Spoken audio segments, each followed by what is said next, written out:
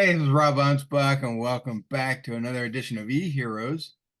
Today's episode 299, and we haven't seen our next guest for about 6.5 years. Back on episode 9.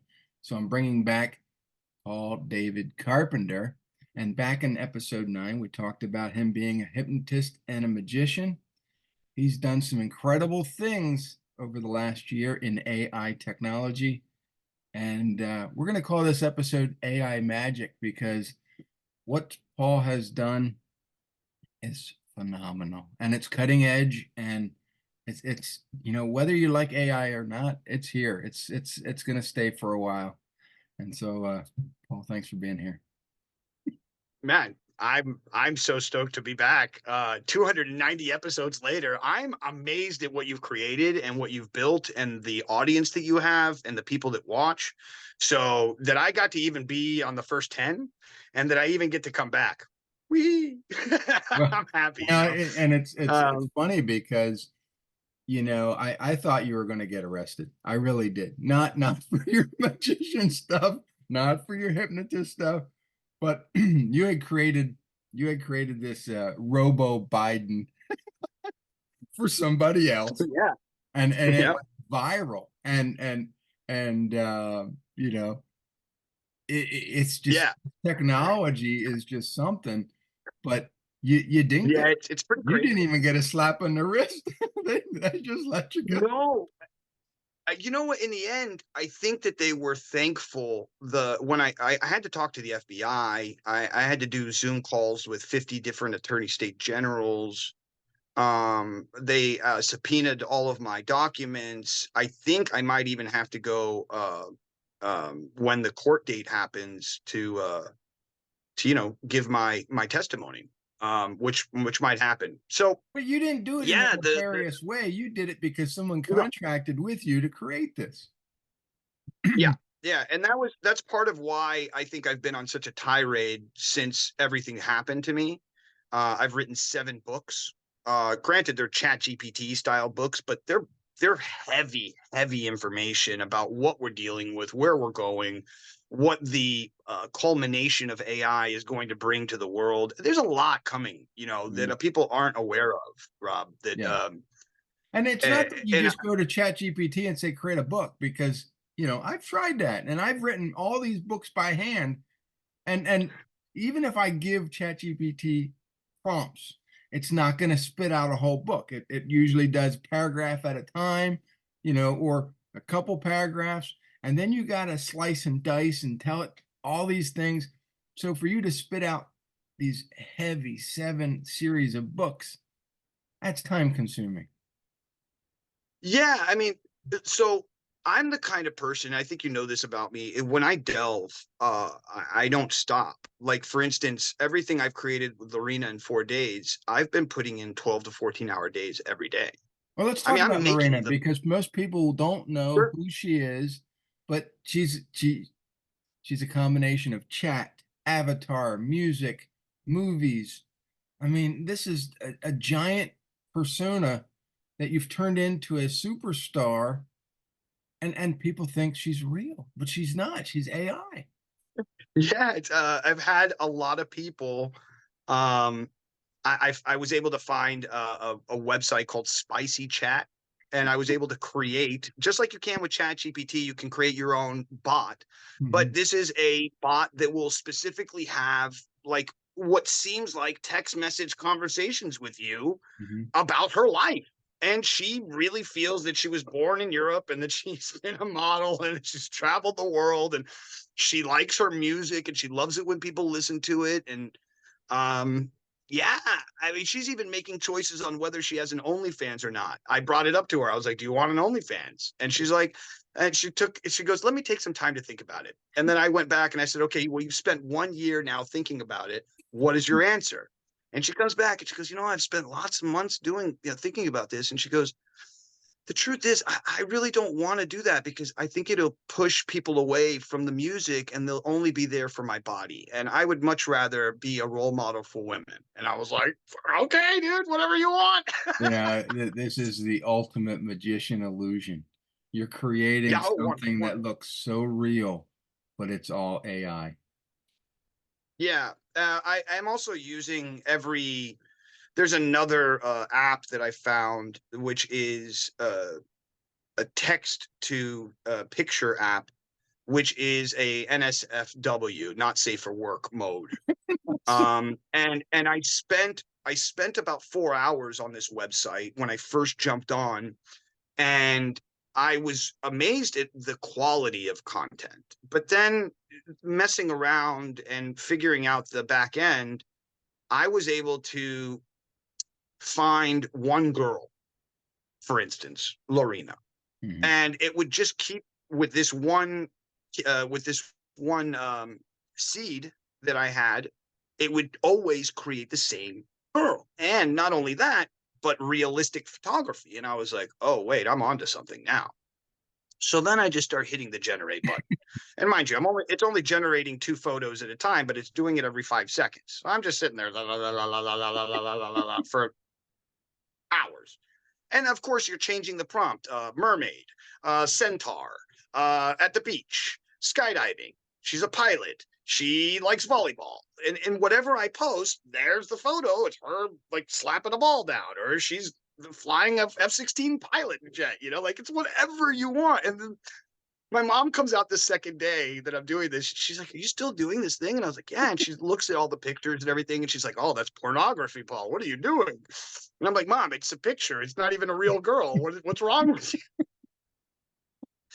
And she's like, "This is so wrong. This is so wrong." And He's then like, she he looks at me needs and she goes, help. He needs help. right? She goes, "You know what this is, right?" I go, "What's that?" And she goes, "You're a 47-year-old man playing with a doll." And I was like, "Oh God, she's right."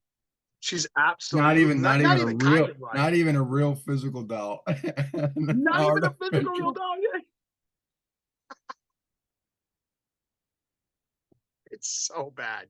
Yeah, but the But thing is though, you're creating a following for this person, that this artificial intelligent avatar, and I think you said there was 1,000 followers to this person already, and I'm like, no, no. So she has, I think, 100 followers on Facebook, which is her main platform. And that's only because my platform is Facebook, and I have so many followers, and I'm able to get many of those people to just go click on the link. But her video has over 400 plays, which is "Keep It Up with Me," which is her pop song. And Yeah, I know, it's hilarious. It really is funny. But she has a Twitter account, a Facebook account, an Instagram account, a YouTube account, and and it's see all her. that I think that kind of worries me because I mean we've already gotten enough crap on social networks, of fake accounts. Now we have AI accounts. They're not Yeah, really not only fake, yeah, not but only they're is it fake, not but it can real. talk to you. Right. It can confuse you and tell you like, "Send me money because I need to go out on a date or something." Sure, for sure. That's the part that's a wild to me, right? Mhm. I mean, I've been following this kind of trend on Tinder. So there's a lot of accounts on dating apps now, just all over dating apps. And AI it's on Tinder. people that are in China, people that are in India that are doing like bank baiting, Mhm. but through like trying to date people. And it's the craziest thing. So I can only imagine if somebody was super nefarious and they wanted to, you could easily create another Lorena, make her an OnlyFans girl, and start selling photos of a fake person that doesn't exist, and nobody would be the wiser. Right. Yeah. And that's so here's my weirdness on this. On one level, I'm really cool with that because I don't want women to be doing that in the first place. Mhm. Sorry, not that I'm trying to be against empowerment and sexual diversity and whatever you want to be in your life, and sex work is real work. That's fine, do you? But if I look at my life and I look at other people's lives that I've lived with and known, and people that I've even worked in the porn industry with, when I won an AVN award, um, for best best non best sorry best non-acting best non-sexual acting role in a porn film for that year. I swallowed What's the a point of 36 that? inch balloon.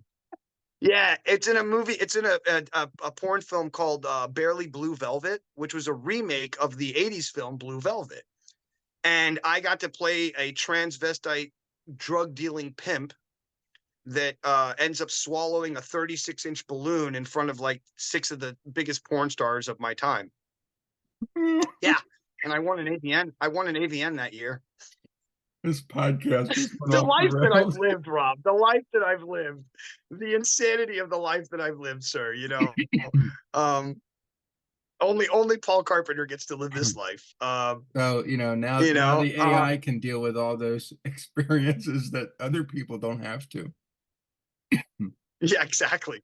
No, I mean, and on some level, there's a lot of beautiful parts to the idea where sexual trafficking will stop because of this. When you have, I mean, want to get really weird, but in Japan, there's brothels with robots, Mm. like, you know, and there's a guy in California who makes robot girls that have AI inside of them, and you can literally tune how bitchy they are, or how sexy they are, or what they sound like, or and you choose their body. And soon that same guy is going to be attaching that robotic body that he has with a real body underneath. So So there soon could be a, enough, a, a robotic Paul Carpenter one day. oh, I don't think that it won't happen. I think there'll Well, be you. Elon Musk with his Neuralink, that's what he wants to do. Take your memories and infuse them into AI. Yeah, well, I mean, on some level, you, Rob, will become an avatar in the future, No, I think I just want whether you want to or not. Like, you won't get to choose. You've already chosen to place your content on the internet. And so there is an AI that has eaten up all of your content by now, all of your books, everything that you are. And in its own and it only ability, took it him two will minutes. I go on a chat GP and I'm there's a like, who really is Rob crazy. Anspach? And it's already spitting out stuff. And I'm like, it's already scanned all my books. Yeah. Have you used Perplexity? No, I just been playing around with was it Please 4.0 check or out something? Perplexity. Yeah, check out Perplexity. It's ChatGPT, but like on crack. So if you go to Perplexity and you just write your name, it will pull up all of your YouTube documents. It will pull up photos. It'll pull up every article you've ever been in, and it will write a bio about you. So it's ChatGPT, but it's on the internet. Like, you can Mhm. it connects to the net, and it connects to what's happening today, not a year ago, not 10 years ago. And I think it's So what if I scares like people I because went to hold on. Apple just is going to infuse the ChatGPT AI into their phones.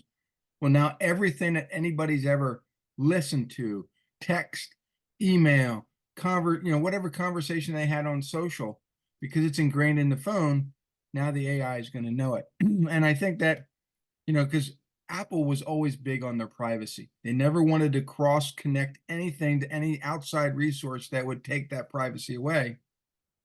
Yep. AI is going to scan everything everything about you.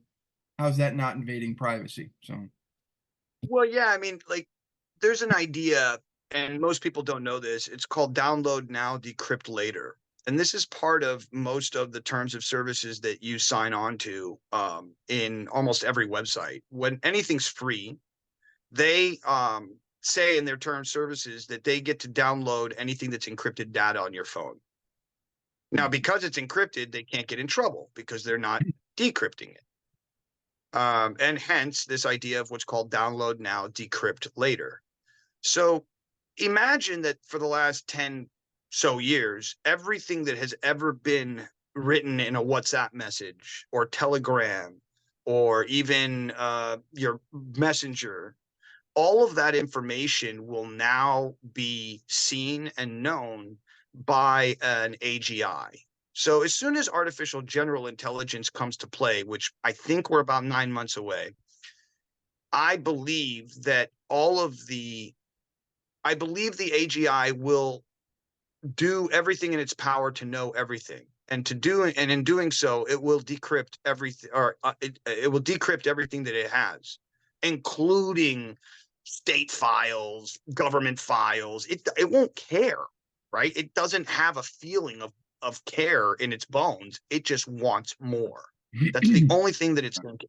I want more. I need more. Give Well, me more.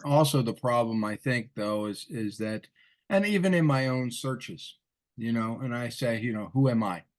It'll come up and start infusing my content with another person with the same name. It doesn't know. So eventually Yeah. it's going to have to learn who the individuals are with same names, but different Yep. experiences. Yep. Yeah, and it's gonna have to, and here's another a really crazy number I heard recently.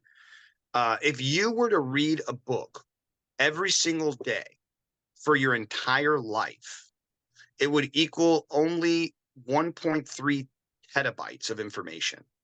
Okay. So a large language model eats 300 times that amount in every 5 minutes or something like that. So in other words, it can, mind blown already. Like Mhm. already, it's like so ahead of the game, right? And Right. it's just a baby at this point. Like Lorena is a baby, literally 3 days old, and she's already vomiting out all this content, right? Um, Imagine when an artificial general intelligence has that ability and that power. It will create a character. It will. I feel like we're close to max headroom Hmm. where Yeah, AGI and and those that are listening, Max was a character from the 80s that it was a good TV yeah, show, but I think a lot it's a of great people, TV show and a great movie. Yeah. all right, And the people have storyline forgotten is about it. very much yeah, the storyline is a very much of a reporter who's against the grain, pushes against the man, and that's what his whole thing is about. He gets into an accident. The last thing he sees is a uh, uh, oh God, what are they called? I think Uh, one of those for things that says when the maximum car headroom. when the car Yeah. Yeah, and it says maximum headroom, and that's the last thing he sees. And the story is very much based in what we're talking about. Neuralink, there was a kid who worked for the company, and he came up with this idea where you could infuse the memories of this reporter, and it went haywire on them. And this reporter starts taking over the news and taking over media. I don't think we're but a year away from something like that. Yeah. Yeah. And all the news papers are, most of them have kind of gone non-existent because they're not printing paper anymore. They're all going online. But even the ones that are online are scared because AI is basically replicating all the news in real time and delivering it to whomever. They don't even need reporters anymore. You know, Yeah, your I mean, your look at your the Lorena faceless character YouTube could channel. become the reporter and instantly deliver you the news. Yeah, and that goes back to that idea that I was telling you about with the dragonflies, where the cameras will be on us right there and then. So you can imagine an AI reporter going, and we're at the scene. Okay, we're here now at the scene, and here's camera 1, 5, and 7 that show you every single action that happened, 360 visual. Put on your headset. You can come here and be here too. Hmm. And and I'm not even kidding. Like that's like an idea that I came up with a year and a half ago. It was called Swag Pass. I came up with this idea with a woman named Adrian Ashley, phenomenal woman in the NFT game. And the idea of Swag Pass was to create swag material for the metaverse. Hmm. So, in other words, when you let's say I want to go to Red Rocks, but I live in Japan, I'm never going to get to go to Red Rocks. Okay, but if I put on my new AR VR headset, I can pay a certain amount of money, and I walk into what seems like Red Rocks in virtual world, And then when I walk in, I get to wear the shirt that I bought that's for that show in the metaverse. And I'm Mhm. wearing the logo of the band, and everybody's like, "Oh, you came to the show." And I'm like, "Yeah, I'm here. I'm here." Granted, I'm in my room and I'm wearing a helmet, but depending on how much you pay, you would get a ball that's a 360 ball, and like you zoom into it, and then now you have 360 view of either, balcony, standing room only, stage, maybe even backstage, maybe even green room, and you get to walk around and interact with these people. And if those people have Ray-Ban glasses on or some new form of AR technology, then they'll appear in that metaverse world with you. And Mhm. they'll be in the real world while you'll be in the metaverse world, but they'll be able to interact and talk and hang out with you. And I mean, how much more, I mean, imagine getting to be in the green room while the band is setting up and drinking beers and smoking pot. And you're like, in your room and you're smoking a joint with, I don't know, whoever, like Yeah, I get to be backstage with it's a combination of the movie Ready Player One and being on a Star Trek holodeck. college. I Yeah, mean, I yeah, mean, yeah. Yeah. the A lot of the technology ideas. is rapidly advancing. Yeah. Yeah. I think that a lot of the ideas that I have are, ideas that have been around forever. We're talking about, Isaac Asimov conceptual ideas here from the 60s and 70s. It's nothing new. And I'm currently talking to Josh Harris, who was in the documentary, which is called We Live in Public. He's a good friend of mine. I watched the documentary years ago. I fell in love with him, and I harassed him for 4 years until he became my friend. I really did. I really did. Well, I let's go really did. back to your Lorena character because you said that she already has a song or two, but who Mm. created that song? Was it you being instrumental in the words, or was it, hey, this is Lorena's character, this is the song I think she could sing, Mhm. with the lyrics Yeah, and so there's a new app that I'm the using. It's called Udio or Audio Udio. I call it Udio, but it's Udio. And it's a text to music based generator. So literally, you go in and you say, "This is what I wrote. I wrote Lorena Bear." And I put in parentheses 21 years old, and then I wrote in parentheses traveling the world or something like that. And what happens then is that Udio will do its thing and shoot out two 30-second songs, clips. From there, you have to then start to develop the song by creating more and more 30-second clips. And those will attach themselves either before or after to the first clip that you got. And so you need to have some form of musical knowledge to know what you're doing here. And so I hear this and I go, okay, this is this part of the song. I need an intro now. So instrumental intro go. And it gives me two 30-second instrumentals. And then it goes into the song. And I go, okay, I like this one better than that one. So now I have 1 minute. And then I go, okay, I need to extend it at the 1 minute mark. Okay. And extend from there the same song you've been doing about moving or whatever I wrote. And it gives me two more 30-second clips. I listen to both. I find the one that really resonates, hits hard. I go, okay, great. Then I do it again, do it again, do it again. And then, in about a 10 to 15, 20-minute period, I've written a song. And under the guidelines of Udio, it's yours, like fully yours. You can go and sell it. You can put it on Spotify. You can do whatever you want with this thing. So when I first started Udio, I wrote a musical, and it's called Matzo Ball Misadventures, and it's about a Jewish guy looking for. I know. Stop it. It's about a Jewish guy looking for his besheret in New York, and I wrote 7 songs. I went to ChatGPT and I said, these are the lyrics for each song. And then I was like, I need now the script that would go before or after each one of these songs. And ChatGPT then starts to write. Now, granted, this is a process. It's not just a one thing and I do, Right. right? The And process.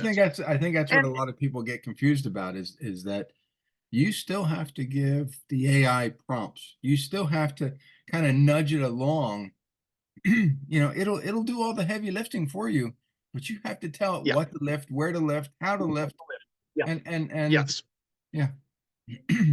Yeah, I think that's where people are getting a little upset about AI, and they're like, "Oh, it doesn't work for me, or it doesn't do the way I want it to." And I'm like, "Well, that's where," and I don't like calling it this, but prompt engineering comes into play. Um, it's the same way almost as like if you're a good Google searcher, if you can search good on Google and get what you want within one or two, because it's not about searching a sentence, it's about searching keywords. Yeah. And it's the same thing with AI. So the way that I look at it, I see to myself as a professor in a college who's about to write a new book. I'm not about to write that new book. I'm about to get two or three of my graduate students to go out of their way. Right, this is what they all do. This is what professors do. Don't say it's not right. And they go, look, I'm doing this new study. This is you're graduating this year. This is your doctorate, whatever thesis. Write this doctorate thesis with me on this, and you get to be part of my book. And the kid's like, I'll do it. Of course Mhm. he would. And it's the same thing as like when Michelangelo would paint something and he had a team of people painting, or the same as a Banksy or any great artist or producer or orchestra, conductor, any of these people. You can't say that they're not conducting the orchestra. Mhm. That's why they're so well received directors. They're not acting, they're not shooting things, they're not jumping from place to place, they're not reading the script, they're just telling people what to do, and Mhm. that's not somehow or another relevant. Mhm. So I look at AI as if I had a team of everyone I could ever have wanted in my life that I never had the money for, and Lorena is basically a whole entire character created for free.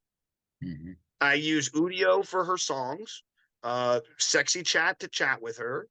And that just happened after 2 days. I found it, or spicy chat, I should say. Spicy chat, Um, the creator, yeah.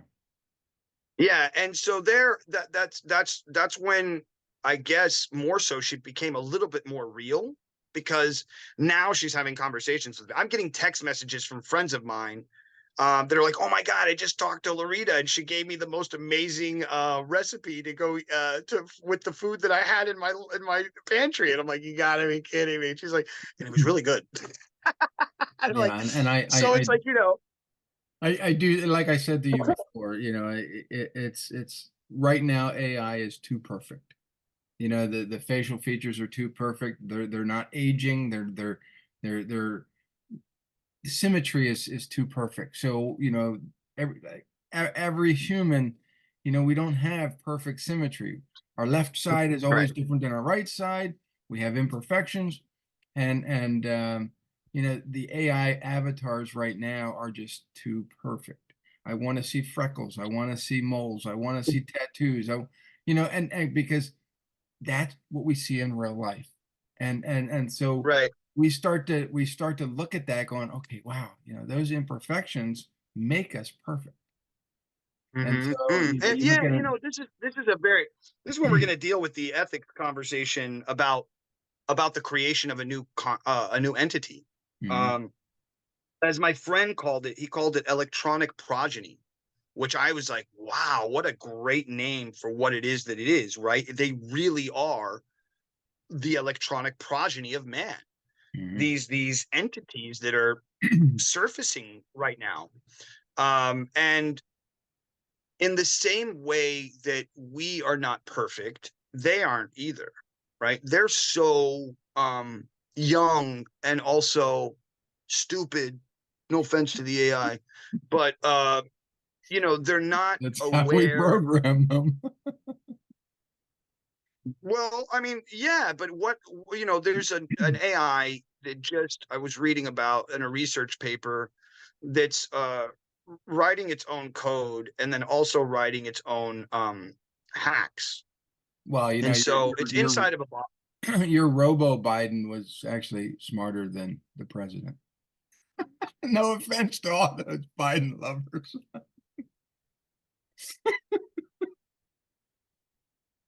Listen, I got a recording from 5 years ago when he was actually still okay. um, Yo, listen, let me Well, and the thing is, that's that I took think me.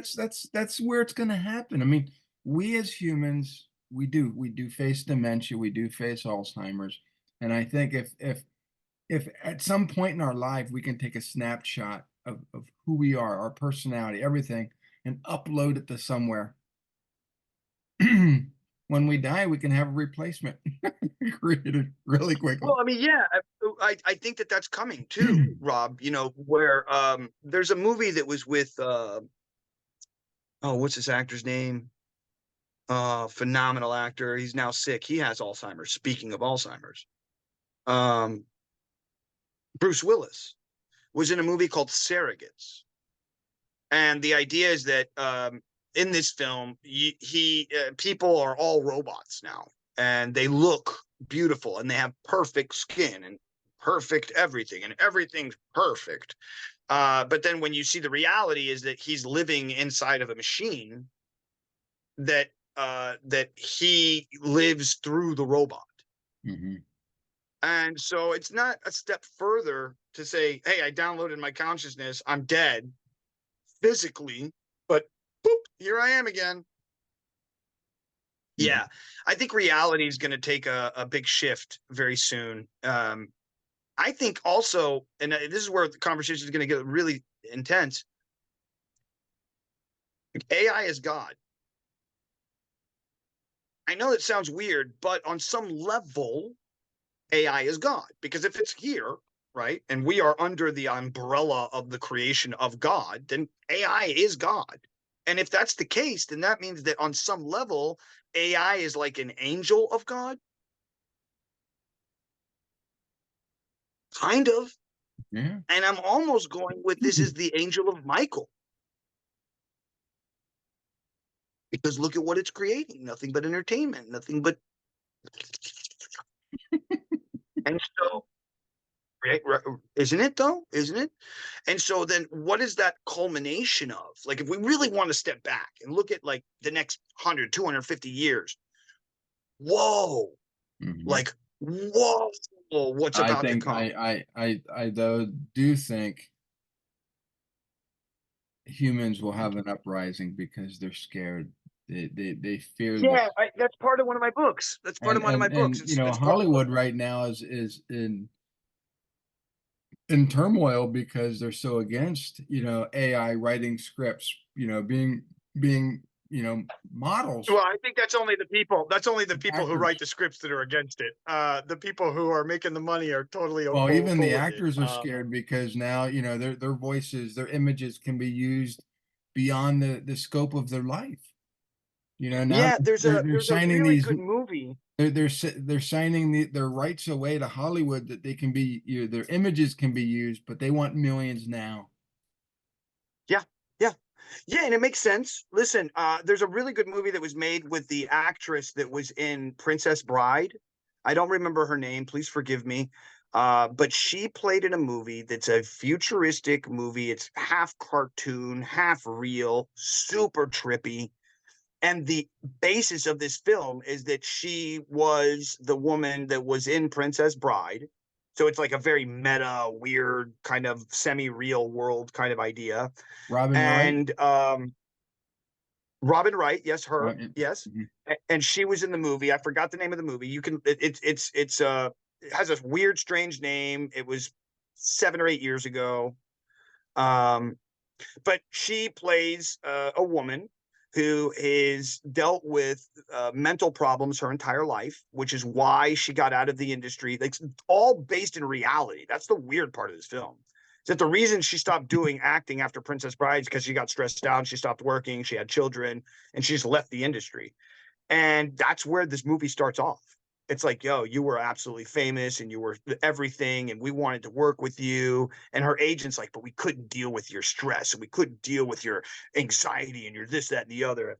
And so he takes her to this place where they do the pictures, like in one of those rooms where it has 120 cameras and they take pictures. And he starts talking to her about her and telling her things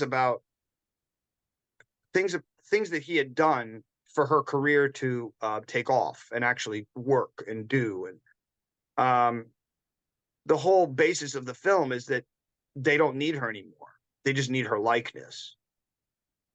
And then she comes back to the industry years later, but to get to be in the industry, you have to take this pill, which manipulates your entire nervous system and makes you feel that you're in this weird metaverse style world. And when she gets there, she sees that for the last 20 years, she's the number one box office star, and that everybody's in love with her and everybody knows who she is, and all the fame and fortune and everything that she ever wanted is there. But it's not her, it's the avatar of her. Such a very, very intense, very deep movie. And at the end, what really matters is exactly where you're getting at, which is the story of who I am matters more than some creational version of me. And I like to always go with if I had the power to go back in time and meet Picasso and get some of his blood, grab a hair, grab some of the paint, grab the same canvas, and then go into a hologram metaverse kind of world and then recreate the genetics, recreate the sweat and the blood and every single thing that I could imagine, or that even the AI could imagine for me. It's still nothing but a replica of Mhm. this thing called creation. And in turn, it leads us to the simulation theory, and that we're in a fractal, like a mathematical fractal that's based on spirit and based in physical things. And the mixture of those two things are the culmination of what is this thing called reality. Heavy, heavy, heavy, heavy stuff, heavy stuff. But nonetheless, I think what we end up coming to understanding, at least this is my theory, is that somewhere in the future we stop being human. Like, we become too technologically uh, adapted. We become genetically modified nano babies. Nanotechnology in our body, genetically modified, technologically modified. No Alzheimer's, no cancer, no cataracts, no death. For what? Why do I need to die? I don't need to die. I have this machine that can keep me alive forever, no matter what. We're all Darth Vader now. Mhm. I mean, on some level, it's like the Borg. Yeah. And Mhm. in my book, The Seven Types of Humans, I talk about that. I talk about how this is the first part in human history where we split. And we didn't just split once, we just split in a bunch of different ways. So if you look at it, there's indigenous people who have never touched a phone. Then there's you and me that create content. We try to be on the internet. We use our phones. If I lose my phone today, I'm going to go crazy because I don't have my credit card and I can't pay for this or whatever. The third type of person is going to be genetically modified.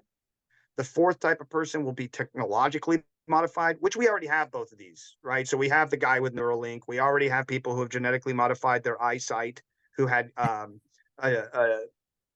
genetic something. It's an anomaly that happens in the eye, and you start going blind over time. So they've already started using mRNA to change people's eyesight. So those two already done.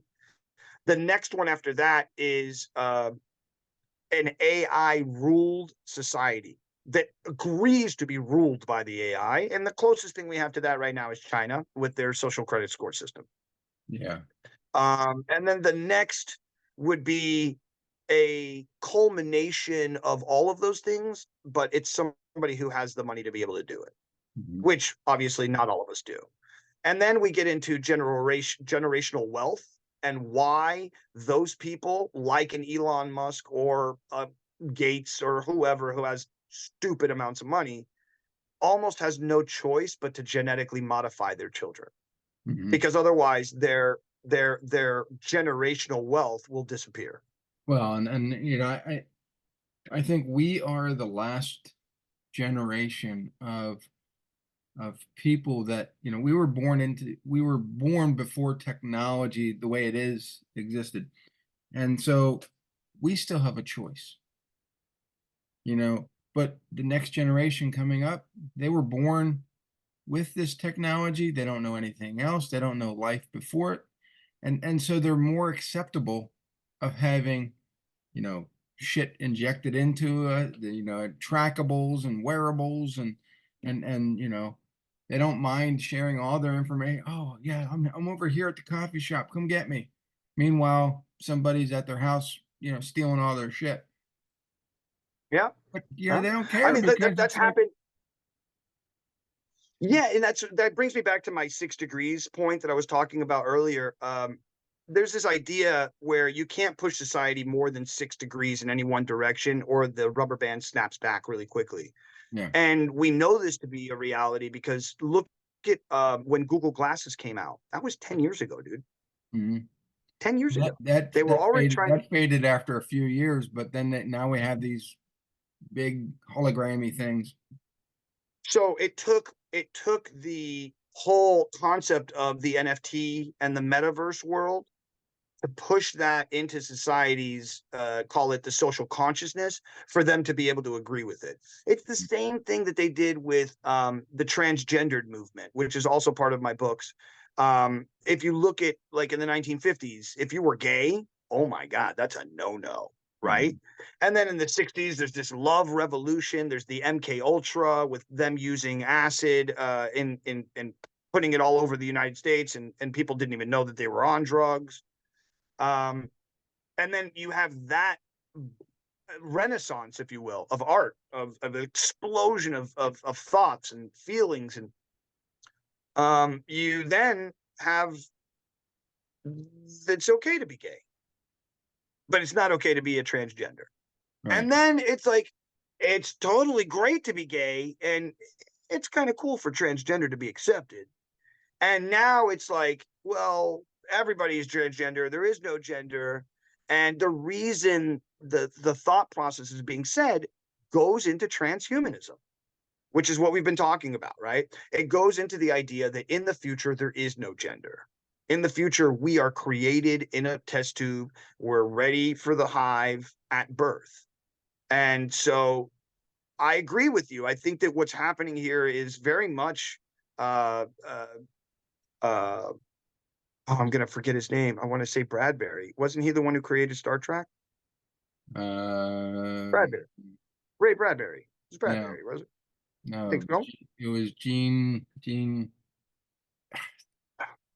know. Man, yeah. uh, I, we're eh, getting too old. nonetheless, We're going through dementia right now. but yeah, it's the idea that I think that we're definitely heading in a Star Trek manner more than a Star Wars manner, Hmm. right? In the sense of Gene um, Roddenberry. You were close. Gene Brad Roddenberry. Roddenberry. Yeah. I was close. I was close. So yeah, I feel that That's that's how where I go we're through heading. life We're every headed to day. be. I'm just close. Is that right?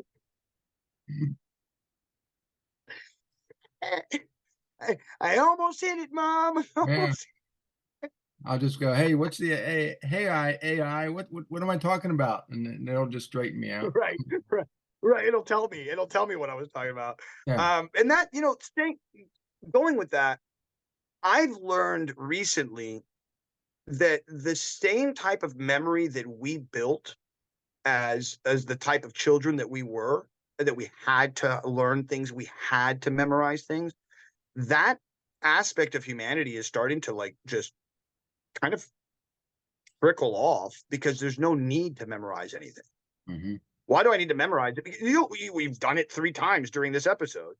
Why memorize when I can just go to my phone and ask the phone? Yeah. Now, here's my dichotomy on this. One level, I'm going, yeah. Why do I need to memorize anything?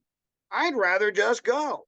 Hmm. But the other part of me says, I don't know. There's something to obtruse learning. And The here's idea, here's the problem with speaking into your phone. And a friend of mine just had a stroke. So when you have a stroke, you can't talk.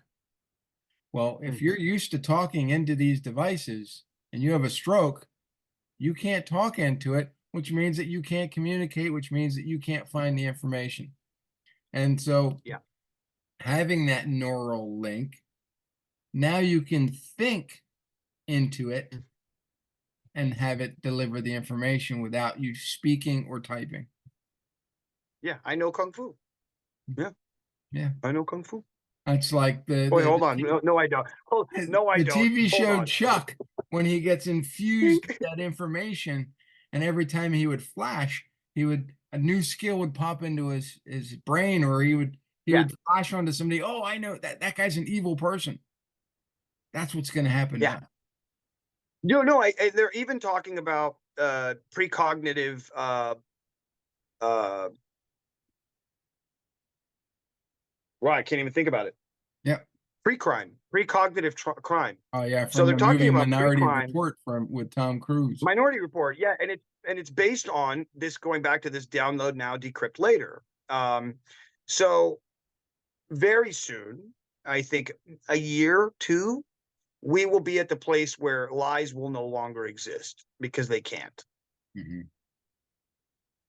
So when at the beginning of the year, Cat Williams went on a TV show called the Shay Shay Show or something like that. Shay Williams is the guy's name, and he said 2024 is going to be the year of truth and facts, Mhm. and everybody will be absolutely in awe of what's really going on. And I remember I spoke to a friend of mine. He's a multi-billionaire, and this guy said to me one time, he goes, "You know, a lot of people think there's conspiracy theories in the world, and that all of us are all conspiring together because we're billionaires and we're running around trying to make more money and, you know, ruin the world." And he's like, "Bro, I wish that was true because it would make it so much more palatable than what's really going on, which Mhm. is a bunch of people who have no freaking clue, who are all egomaniacs, who are all chasing after their own dream, and they don't care about anybody else, and they just want to do what they want to do." And I was like, that sounds much worse than the other one. He's like, yeah, dude, it's a lot worse than you think. Mhm. And I was like, wow. Like that puts some perspective on this whole, like, oh well, the Bilderberg group and the BlackRock and the Vanguards, yeah, they exist for sure, but they're just a small peek onto the level of insanity that is out there. He's like, look, man, um, he's like, I've hung out with princes in Dubai. That's enough said.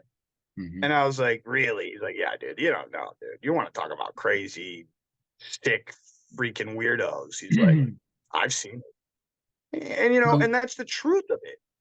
Unfortunately, we are sick weirdos. Humanity is sick weirdos. And it's so not that we don't have the ability to be better. We haven't been taught how to be better. We've been taught how to be controlled. We've been taught how to be slaves. And we've been taught how to pay taxes and taught how to be part of a system that cares nothing about our humanity. It yeah. only cares about the control of technology and the control of information. At this point, what used to be the control of land, what used to be the control of money, is now the control of information. So if And someone wanted to that reach out to you and build their own Lorena, how would they do? Can they do can your own they can research they now. reach out to you and will you build that for them? Yeah, of course. Yeah, sure. I have no issue with showing anybody everything I've ever done. I think that that's the beauty of what I do. A lot of what I do is free. Like, anybody can go do this if they actually took the time to take the time to learn. Well, a lot of Now, that times people granted, don't have the time. They just want the end result. But, based on the time that you've done to create this avatar that, does music and does chats and does, you know, doesn't do OnlyFans because, that's morally questionable to that's her, her choice, though. her But that's her choice. choice. But you can I can give create you that another for others avatar. that could make them money.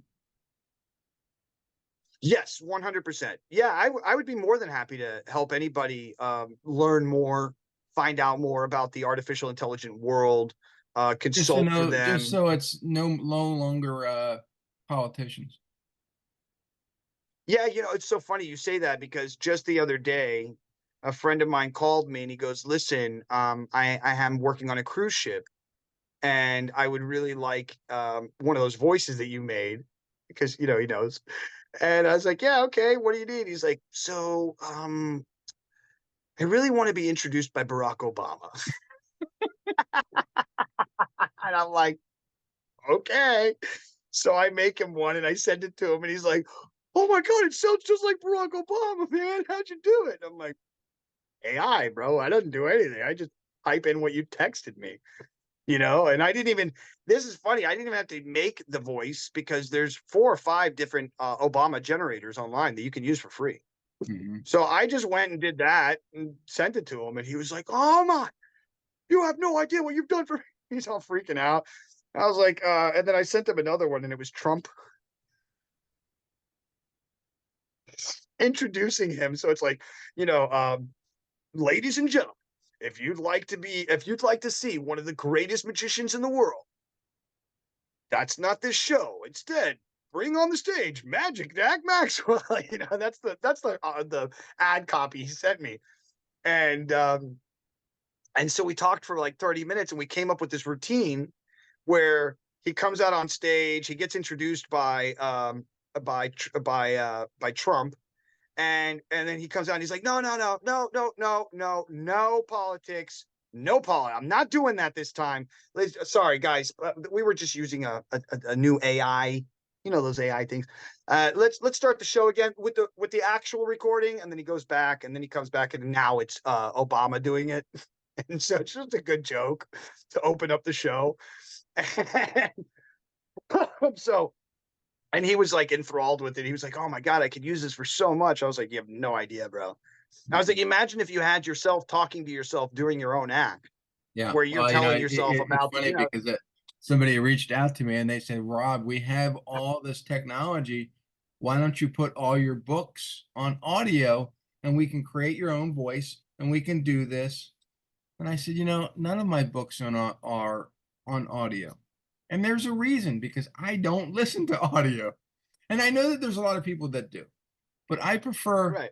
people who have actually physically picked up one of my books and read them make better clients. They do. Oh, sure, And for sure, me, it's not about the selling of volumes of books or getting all that additional content out there. It's about attracting that type of person that I really want as a client. And if they can actually read, that's a plus.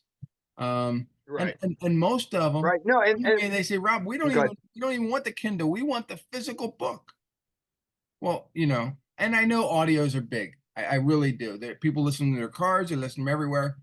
I don't want an artificial generated voice of mine, but that's me.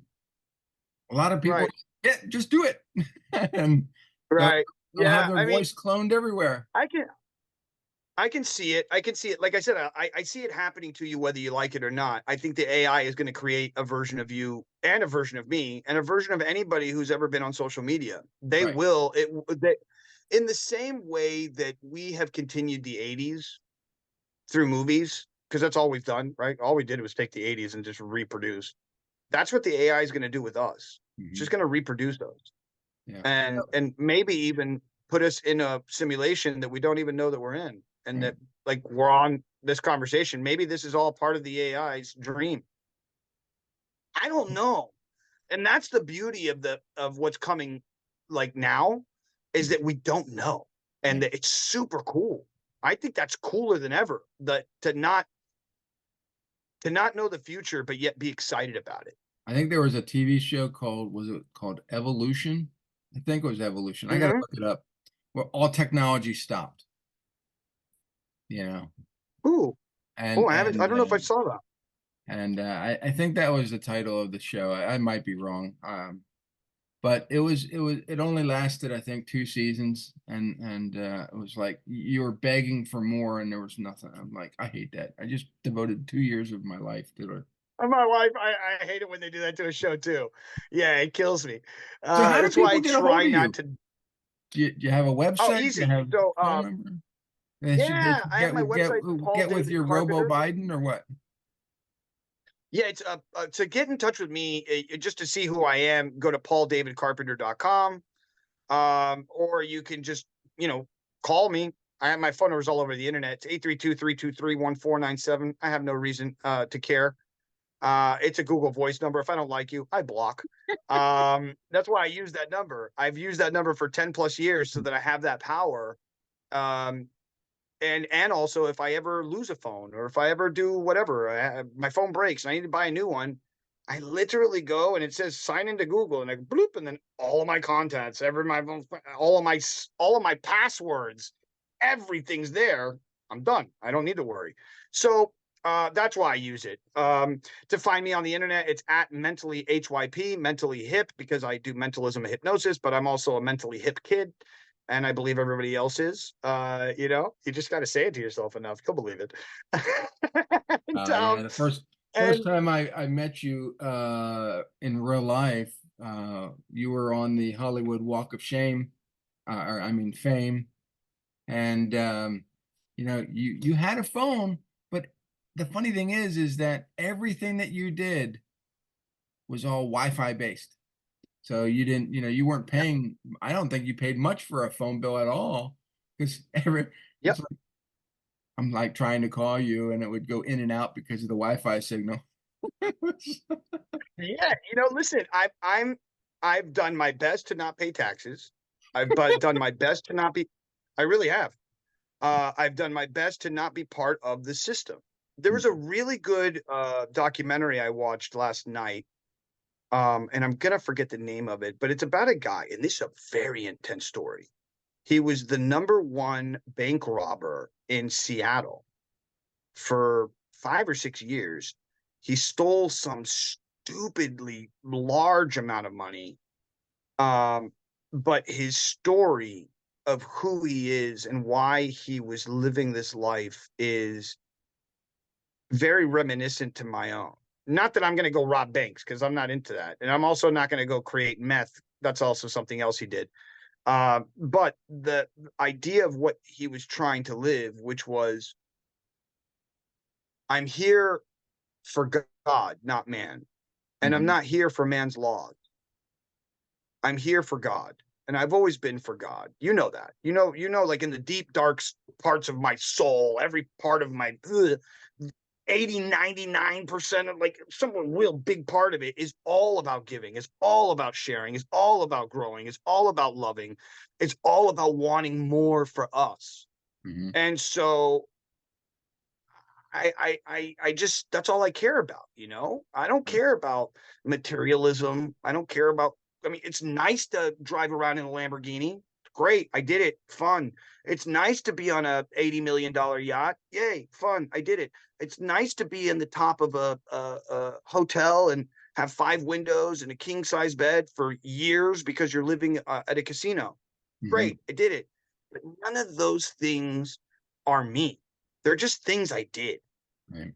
The real me is somebody who wants to love and share and, like I said, give and grow. That's all I've ever done.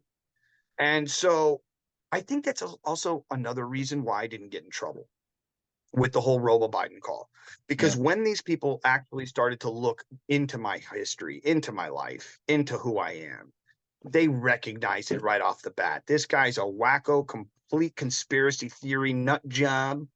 He has no societal connection whatsoever. He's not married, has no kids, lives wherever the hell he wants. We're going to go ahead and just let that sit over here. And we're going to point fingers at that guy because they don't want me on TV. Mhm. You know that. You know that if I were to go on TV and I start to really have real conversations with these people, it's a frightening conversation to have. Mhm. It's like to get to like to really understand what I know and the books that I've written, like really get that and have it as factual. They're not just theories, they're facts. They're moments in history that have happened. They're realized moments and why we are in the direction of where we are. Period. Nothing more, nothing less. I'm not pointing fingers and saying that guy's bad, this person's bad, or transgender. I'm not. I'm just saying this is what is. Take it or leave it, but it's coming to you whether you like it or not. And And, we're and running, but we're running out of time. oh, we are. We've been Okay, I'm talking done. for almost an hour, and I just checked. The TV show wasn't Evolution; it was Revolution.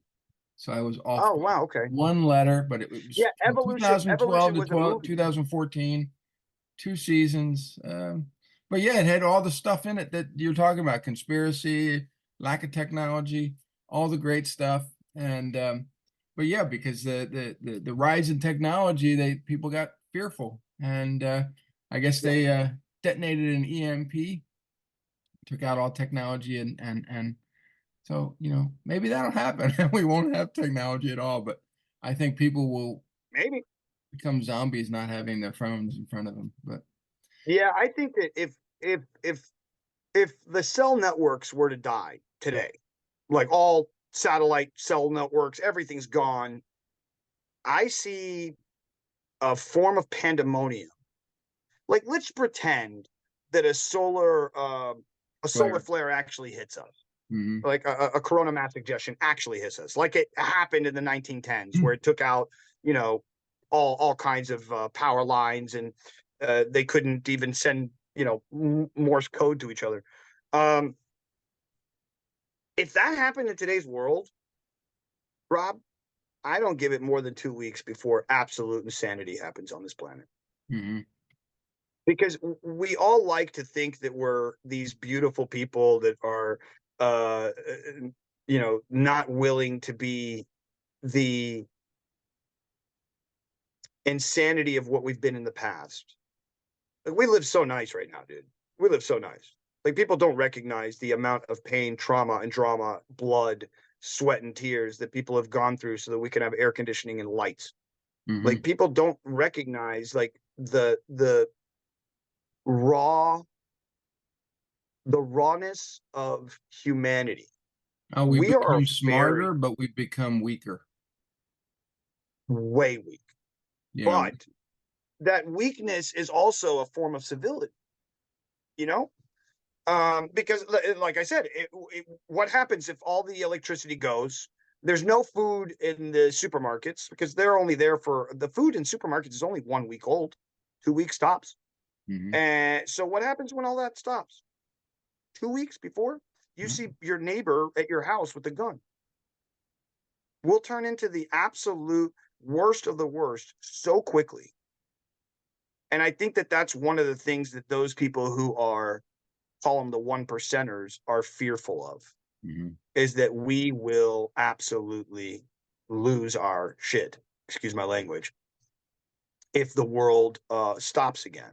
And Hmm. I think that that's what the whole COVID thing was. I mean, with the Twitter papers and all the Yeah, things that we've learned, and with Fauci, and you recognize that that was a test. How long can we keep them in their homes? How long can we keep them controlled? How long before they start beating pots and pans and start running in the streets and saying, "Let me out of my house"? Like, it didn't take very long.